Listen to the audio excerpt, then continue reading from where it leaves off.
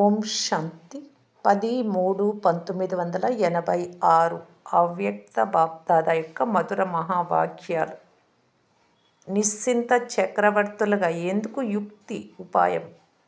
ఈరోజు బాప్దాదా నిశ్చింత చక్రవర్తుల సభను చూస్తూ ఉన్నారు. ఈ రాజ్యసభ పూర్తి కల్పంలోకెల్లా విచిత్రమైన సభ. చక్రవర్తులు అయితే చాలామంది అయ్యారు, కానీ నిశ్చింత చక్రవర్తుల యొక్క ఈ విచిత్ర సభ ఈ సంగం యుగంలోనే ఉంటుంది. ఈ నిశ్చింత చక్రవర్తుల సభ సత్యుగ రాజ్యసభ కన్నా శ్రేష్టమైనది. ఎందుకంటే అక్కడ చింత మరియు నశ మధ్యన ఉన్న భేదమునకు సంబంధించిన జ్ఞానం ఇమర్జ్ అయి ఉండదు. అది తెలియదు అక్కడ. చింత అన్న మాటే వారికి తెలియదు. ఇప్పుడు పూర్తి ప్రపంచం ఏదో ఒక చింతలో ఉంది. ఉదయం లేచినప్పటి నుండి పరివారము, కార్య వ్యవహారాలు, మిత్ర సంబంధీకులు, వీటికి సంబంధించిన ఏదో ఒక చింత ఉంటుంది. కానీ మీరందరూ అమృత వేళ నుండి నిశ్చింత చక్రవర్తులై రోజును ఆరంభిస్తారు మరియు నిశ్చింత చక్రవర్తులై ప్రతి కార్యాన్ని చేస్తారు. నిశ్చింత చక్రవర్తులై ప్రశాంతంగా నిద్రిస్తారు. మీకు సుఖమైన నిద్ర, ప్రశాంతమైన నిద్ర ఉంటుంది. ఇటువంటి నిశ్చింత చక్రవర్తులుగా అయిపోయారు. ఈ విధంగా అయ్యారా లేదా ఏదైనా చింత ఉందా మీకు? తండ్రికి బాధ్యత ఇచ్చేశారు కనుక నిశ్చింతగా అయిపోయారు. మీపై బాధ్యత ఉంది అని అనుకుంటే చింత ఉంటుంది. బాధ్యత తండ్రిది మరియు నేను నిమిత్త సేవాధారిని. నేను నిమిత్త కర్మయోగిని. చేయించేవారు తండ్రి, నిమిత్తంగా చేసేది నేను. ఒకవేళ ఈ స్మృతి ప్రతి క్షణము స్వతహాగా ఉంటే ఇక సదా నిశ్చింత చక్రవర్తులే. ఒకవేళ పొరపాటునైనా ఏదైనా వ్యర్థ భావపు భారాన్ని మీ మీదకు తీసుకుంటే అప్పుడు కిరీటానికి బదులుగా చింతల యొక్క అనేక బుట్టలు తల మీదకి వచ్చేస్తాయి. లేదు అంటే మీకు సదా ప్రకాశ కిరీటాలు లభించాయి. మీరు సదా ప్రకాశ కిరీటధారులు, నిశ్చింత చక్రవర్తులు. కేవలం తండ్రి మరియు నేను, మూడవ వారే లేరు. ఈ అనుభూతి సహజంగా నిశ్చింత చక్రవర్తులుగా చేస్తుంది. చెప్పండి, మరి కిరీటధారులా లేక బుట్ట తలపైన పెట్టుకున్న బరువు కలిగినటువంటి వారా? బుట్టను ఎత్తడం మరియు కిరీటం ధరించడం ఎంత తేడా ఉంది. కిరీటధారిగా ఉన్న ఒకరిని ఎదురుగా నిలబెట్టండి మరియు భారాన్ని మోస్తూ బుట్ట ఎత్తుకొని నిలబడి ఉన్న ఇంకొకరిని నిలబెట్టండి. ఏది నచ్చుతుంది? కిరీటమా లేక బరువు బుట్టనా? గంప. అనేక జన్మల అనేక భారాల బుట్టలను బాబా వచ్చి దించి తేలికగా చేశారు. కనుక నిశ్చింత చక్రవర్తులు అనగా సదా డబల్ లైట్గా ఉండేవారు.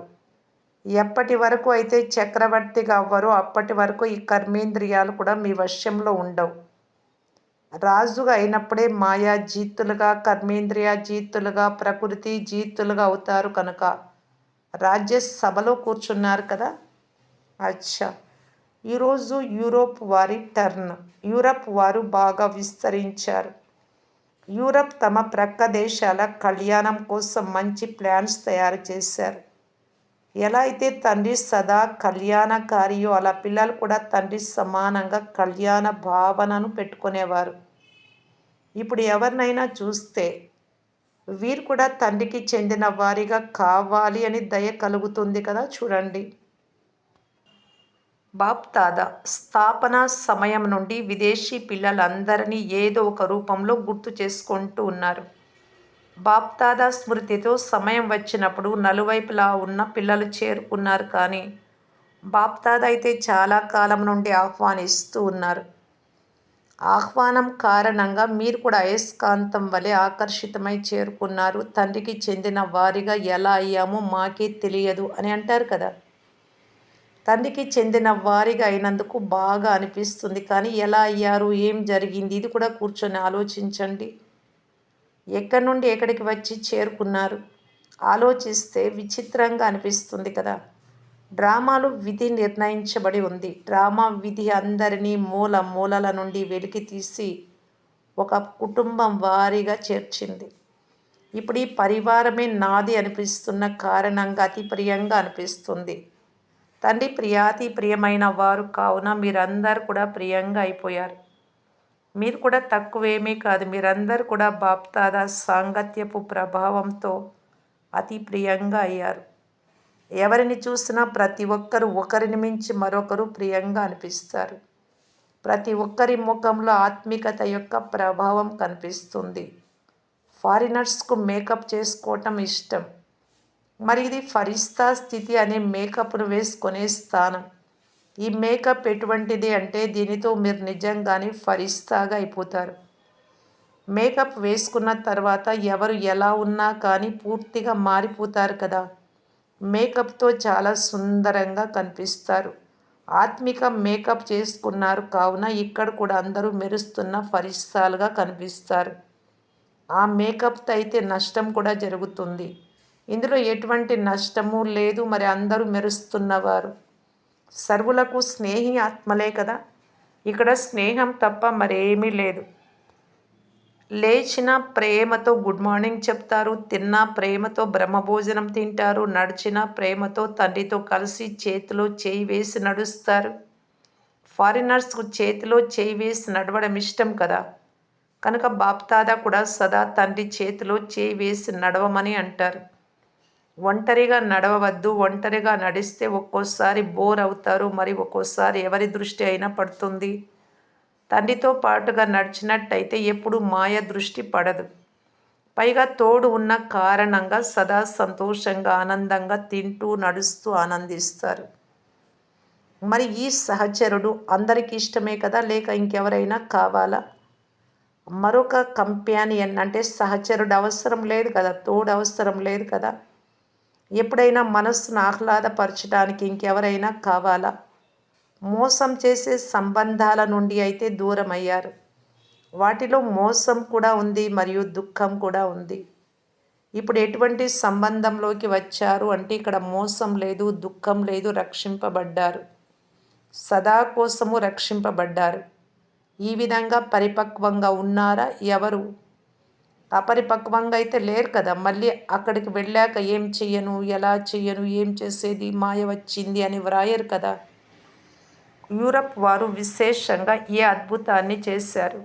ప్రతి సంవత్సరము తండ్రి ముందుకు పుష్పగుచ్ఛాన్ని తీసుకురావాలి అని తండ్రి ఏదైతే చెప్తారో మెయిన్ ఆత్మలను, ఆ తండ్రి మాటలను ప్రాక్టికల్లోకి తీసుకువచ్చేందుకు అందరూ బాగా అటెన్షన్ పెట్టడాన్ని బాప్దాదా సదా చూస్తూ ఉన్నారు.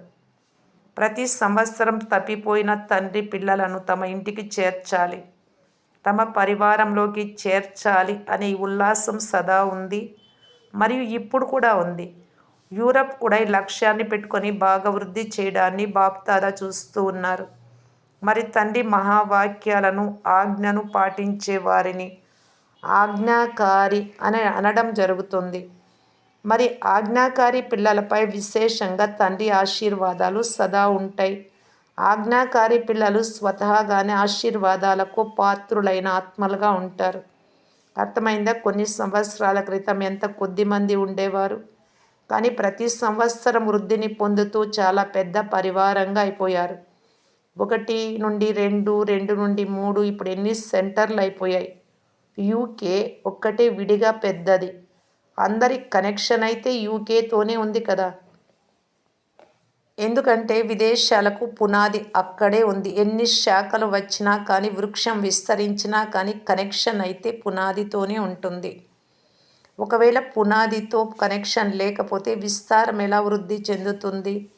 లండన్లో విశేషంగా అనన్య రత్నాలను నిమిత్తంగా చేశారు జానకి దాది, జయంతి బెహన్.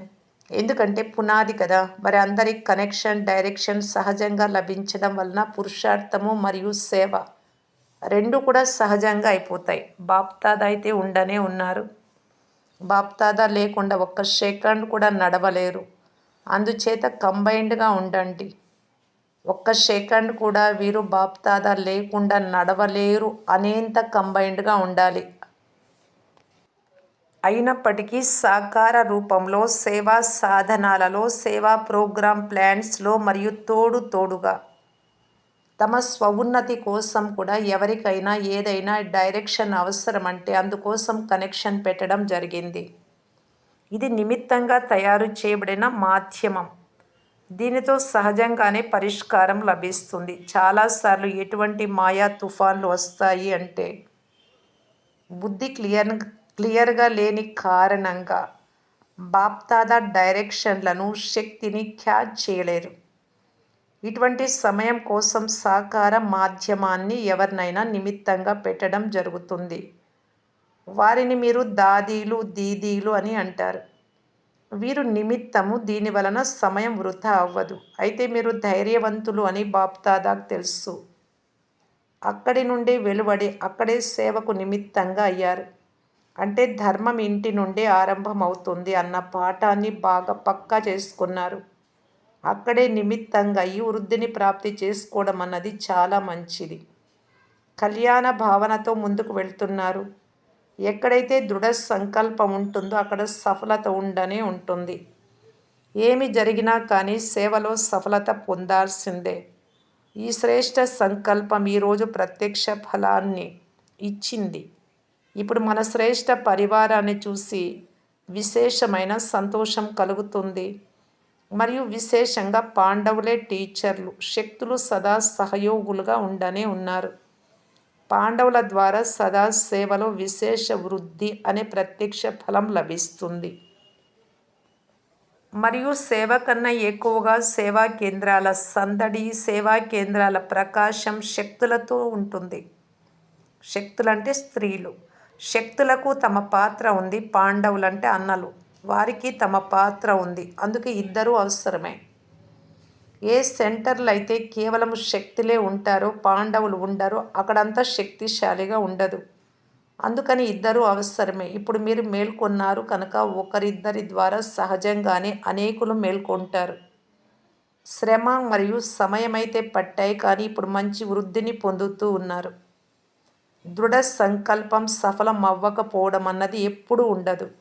ఇందుకు ప్రాక్టికల్ ప్రూఫ్ను చూస్తూ ఉన్నారు. ఇక్కడైతే సేవ జరిగేలా లేదు అని ఒకవేళ కొంచెమైనా నిరాశ చెంది ఉంటే ఆ కొద్ది బలహీన సంకల్పం కూడా సేవలో తేడాను తీసుకొస్తుంది.